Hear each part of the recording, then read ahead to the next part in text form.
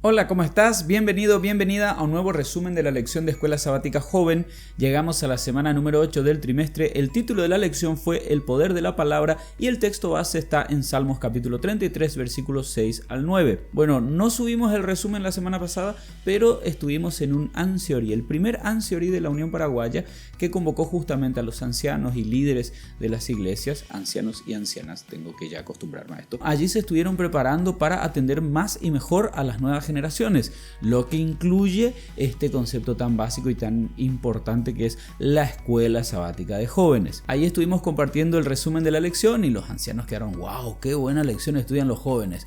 Así que bueno, avanzamos con la lección 8 y aguantate que el viernes subimos la lección 9 también. Volviendo a lo que dice nuestra lección, es interesante, nosotros podríamos, después de todo lo que fuimos viendo acerca del sábado, llegar a una conclusión errónea de que, bueno, guardar el sábado implica simplemente descansar y centrarse en Dios.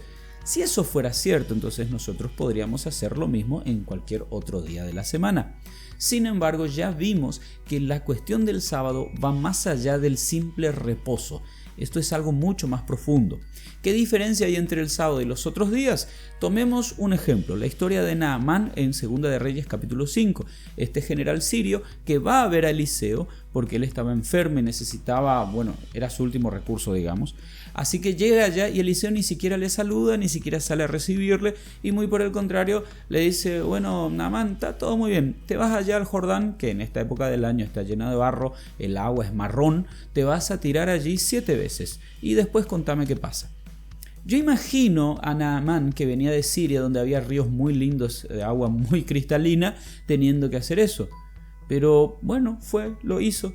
Una vez, 2 veces, 3 veces, hasta llegar a la 7ª. Y solo cuando hizo lo que Eliseo le dijo que hiciera, de la manera como tenía que hacerla, en el lugar donde tenía que hacerlo, solo allí se dio la sanidad. Es exactamente lo que pasa con el sábado. No es lo que nosotros creamos que es mejor, no es lo que razonamos que es, sí, esto es lo correcto. Es lo que Dios dice, como Él lo dice, cuándo lo dice y de la manera en que Él lo dice. En Génesis capítulo 1 se manifiesta plenamente la omnipotencia de Dios. Es interesante que hay una fórmula.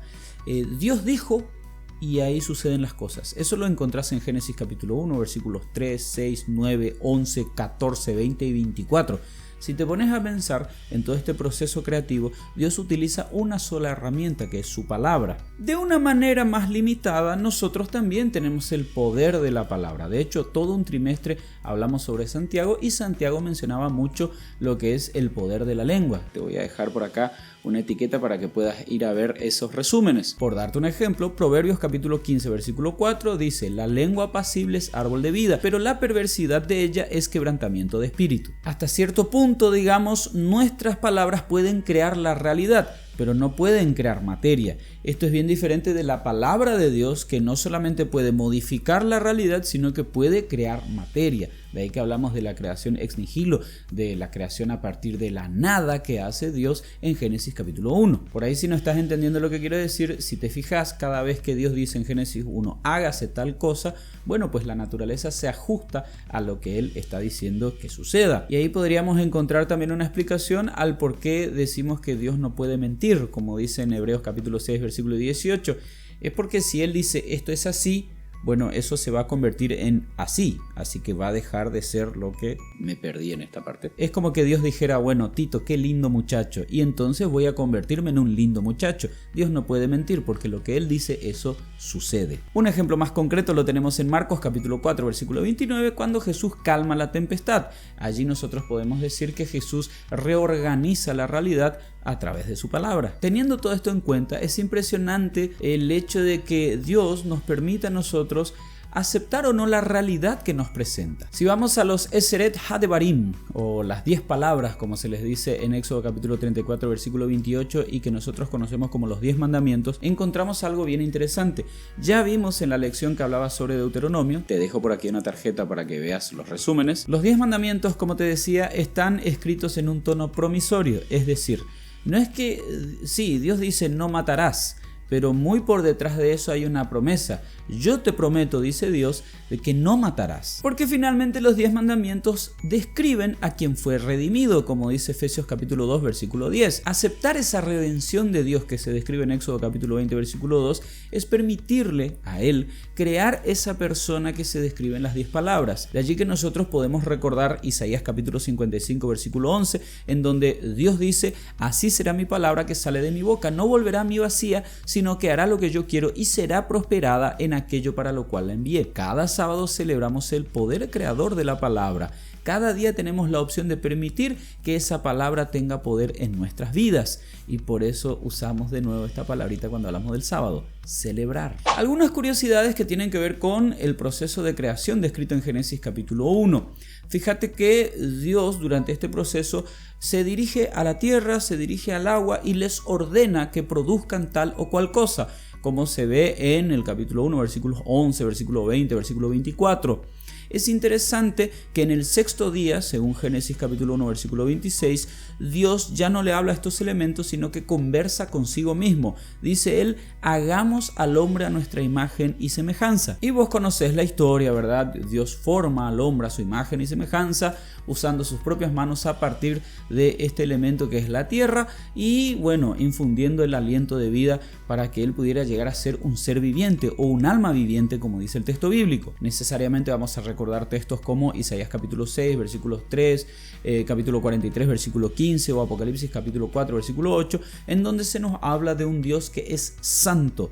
Y si decimos que Adán y Eva reflejaban la imagen de Dios, entonces ellos también eran santos. Ya al final del sexto día, Dios ahora se dirige al sábado. Es interesante, Él transfiere a este día la cualidad de santidad. Dice Génesis capítulo 2, versículo 3, que Dios bendijo y santificó el día séptimo. Y esto es interesante porque sin esa bendición que viene de Dios, el sábado sería exactamente igual a cualquier otro día. De hecho, si los días pudieran competir entre ellos y decir, bueno, en mi periodo de tiempo se hizo algo que va a ayudar a dar vida o a mantenerla, entonces el sábado perdería por goleada, porque el séptimo día Dios no hizo absolutamente nada. Pero no es lo que Dios haya hecho o dejado de hacer en ese día, es la declaración.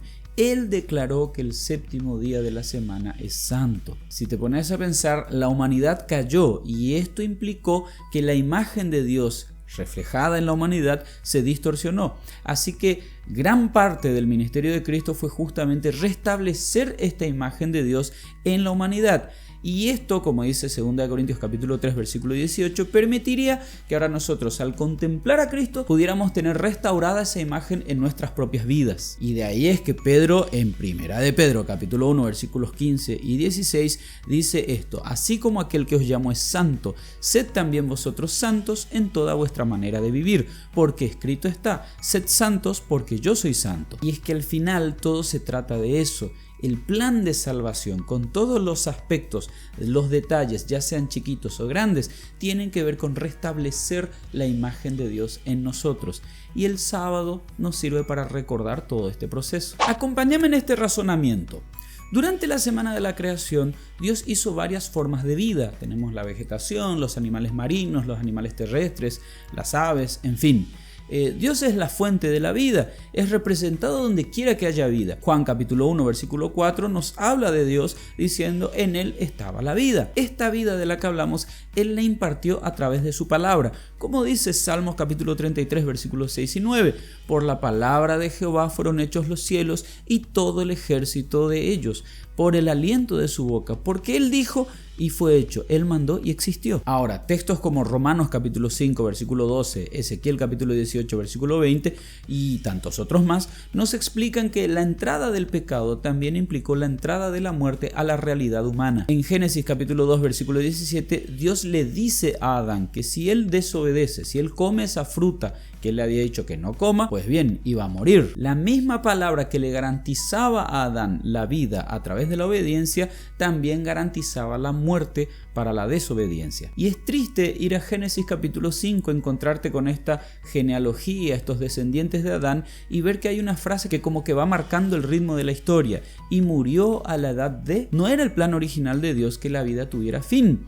De hecho, fue la muerte la que amenazó con poner un fin definitivo permanente a la vida. Pero el sacrificio de Cristo provee la justificación para la renovación de ese plan original. Fíjate lo que dice 1 Tesalonicenses capítulo 4 versículo 16. El Señor mismo con voz de mando, con voz de arcángel y con trompeta de Dios descenderá del cielo. Entonces los muertos en Cristo resucitarán primero. ¿Te das cuenta? Todo tiene que ver con la palabra. Con la palabra Dios creó, con la palabra también Él habló acerca de aquellas consecuencias de la desobediencia, y es la misma palabra la que va a restablecer todo a ese plan original. Así que la observancia del sábado vuelve a ser la celebración del Dios creador, que ordenó todo en su momento y lo va a volver a hacer siempre a través de su palabra. Como cada semana terminamos leyendo un texto de Elena de White que viene en nuestra lección. Específicamente se encuentra en el libro La Educación, páginas 15 y 253. Yo me quedo con la última parte porque me llamó mucho la atención. Se debería explicar claramente cómo se puede ejercer fe. Toda promesa de Dios tiene ciertas condiciones. Si estamos dispuestos a hacer su voluntad, toda su fuerza nos pertenece. Aquí volvemos a este asunto de que la palabra de Dios tiene poder. Tiene poder en todos los sentidos, incluso si estás pensando que te cuesta cumplir con todo aquello que el Señor te pide. Bueno, ahí está su palabra que te ofrece todo el poder del cielo para que puedas hacer su voluntad. Y así llegamos al final de este resumen, y por esta vez voy a tener que modificar el saludo de despedida, porque sí, quiero que Dios te bendiga, quiero que tengas un excelente día, pero nos vemos pasado mañana. Que Dios te bendiga.